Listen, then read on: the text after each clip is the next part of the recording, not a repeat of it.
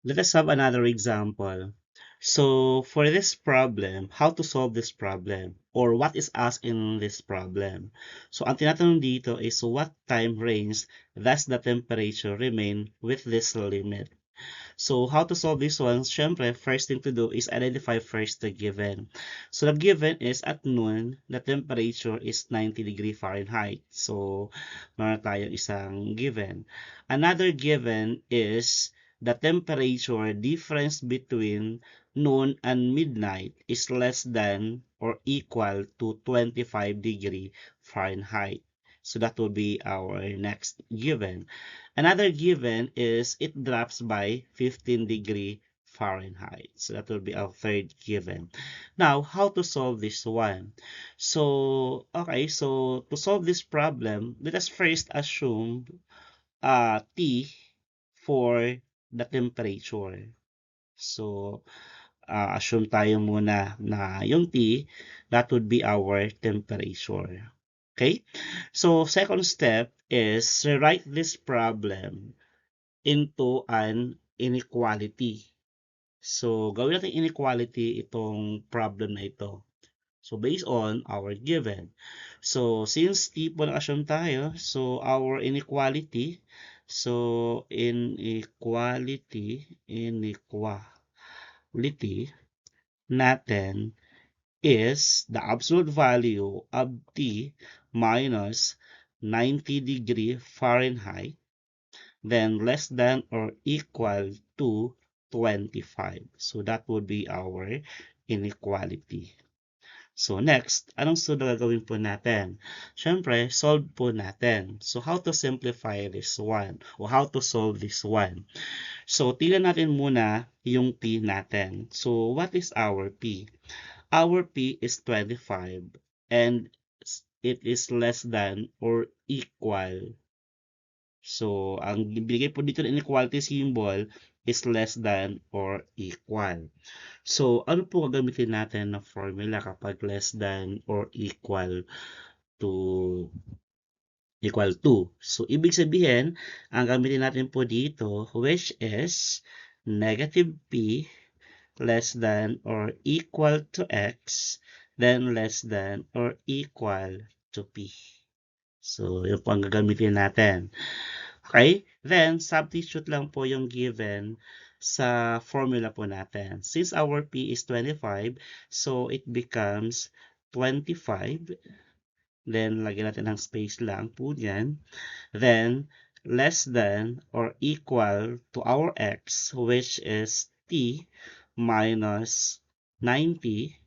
Then, space tayo. Then, less than or equal to positive 25. Since may negative 90 po tayo dito sa T, so to eliminate this one, since it's negative, mag-plus lang po tayo. So, para ma-eliminate. So, plus 90. So, para maging T na lang na sa loob. So, plus 90. So, cancel this one. So, now, so our solution is equal to 65 kasi negative 25 plus 90 is equal to 65. So, and then, so less than or equal to T, then less than equal to 115. So, that would be our solution. So, now, ito na po yung range po natin. So, since ang tinatanong ay time range, tatanong ha, time range, does the temperature remain with this limit? So, yun po ang tanong po dito. It is not the final answer ha. So, time range ang hinahanap. So, alam po natin at noon, may tayo 90°.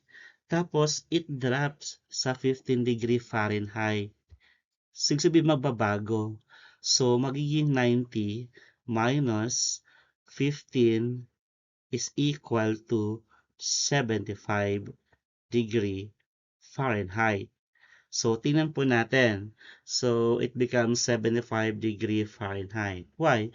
Because the temperature only drops 90°F 90 degree Fahrenheit down to 75 degree Fahrenheit. So, ibig sabihin, it never falls below, below 65 degree Fahrenheit and never goes above 115 degree Fahrenheit.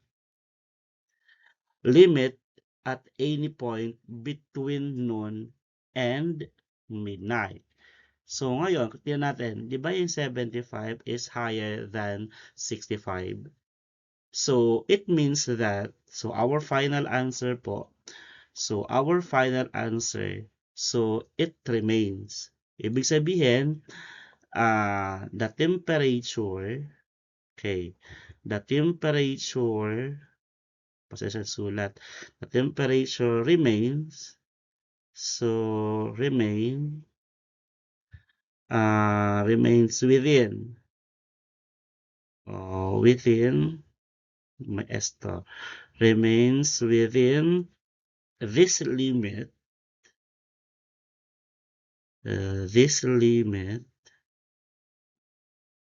during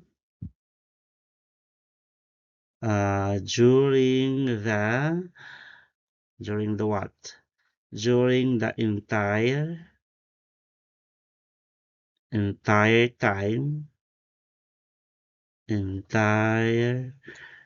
time range from noon to midnight. So noon to midnight.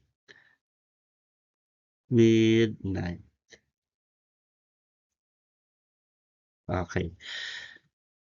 So again, ang tinatanong kasi dito is time range. So time range natin is 65 is less than or equal to T less than equal to 115. So since ang tinatanong ko dito during what time range, thus, kasi does the temperature remain with this limit?